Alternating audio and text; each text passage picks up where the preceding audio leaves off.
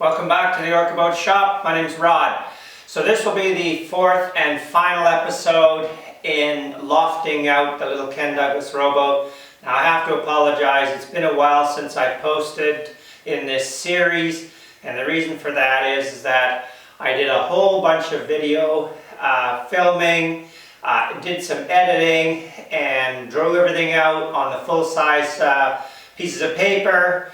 And then somehow in the sequence of editing and that, I completely lost all of the raw footage and was unable to complete it. So in this episode, it's going to be a bit of a shortened down version of drawing the water lines in the half-breadth view. So I seriously apologize for this, but there's just no way I was going to go back and redraw the whole set of plans just to get the footage for this last episode.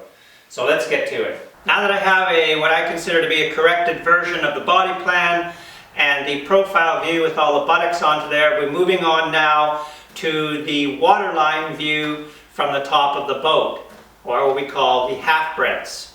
And in doing so, in drawing out all of the smooth curves of the water lines in the half breadth view, there may very well be some small minor corrections that will come back to the body plan, and then making changes, small minor corrections to the body plan may very well mean you have to go back to the profile view and make minor changes there. What I'm looking for eventually is that in all three views of the boat, the body plan, the profile view, and the half-breadth water lines in the half-breadth view are all smooth lines equal to each other, so that I know that when I have to cut out these patterns from the profile view, or sorry, from the body plan view, that my patterns to build the boat are accurate and all my planking is going to lay nice and smoothly on those forms to create a nice smooth boat.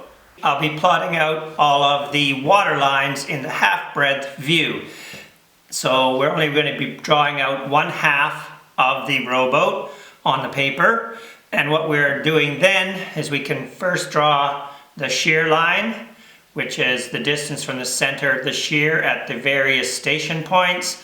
But we also will be taking the rowboat and slicing it on the water lines to create patterns as well. So if I take this little model here, I can just take this piece off. Then I will separate it at water line number 2, and what we find is there's the center line of the boat, and this would be the shape in the half-breadth view of water line number 2. And of course we would have our marks on here for patterns. This one would be number 4 there. And that will give us, as long as these lines are nice and smooth and curved at water line number 1, water line number 2 and 3, and right up through the shear line, then we know in the full size of 9 feet long that the table of offsets are fairly accurate.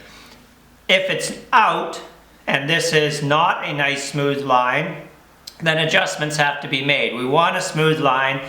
If, for example, on station number 4 here, this was in too far and we had to move the nail out, then I have to go back to my table of offsets and measure that point on water line and readjust for it, which then may change other points. So this is really, again, as I've said before, a set of checks and balances to get a true and perfect shape of all of your patterns, which are the cross sections here of all the forms that will be cut out to build the boat around. Everything has to be smooth, everything has to be accurate. So we're now looking at the completed waterline view in the half breadth.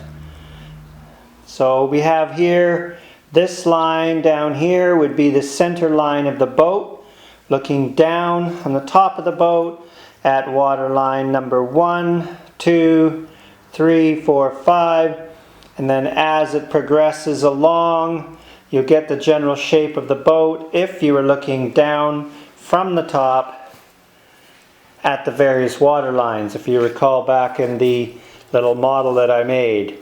So now we have all 3 views of the boat, the water lines in the half breadth, we have the profile view looking at the various buttocks in the profile view, and we have the body plan view, the corrected version, all set up with forms 1, 2, and 3 on the left side of the center line here, and 4, 5, and transom on the right side. So with all 3 views of the boat drawn and all of the lines on each of the drawings creating a nice fair curve from bow to stern on the waterline views, on the profile view, and on the body plan view,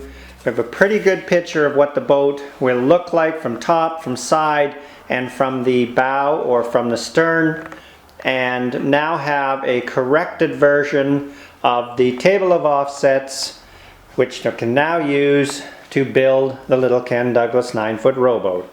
So there you have it. Again, apologize for the shortened version in this last episode in this series, but hopefully this will give you some idea on a simple process of lofting out a small boat from a set of table of offsets provided in a set of plans. So I really appreciate you watching. If you've enjoyed this series of videos and the various other playlists that I have, maybe give it a thumbs up and a like, and consider subscribing. Thank you very much for watching.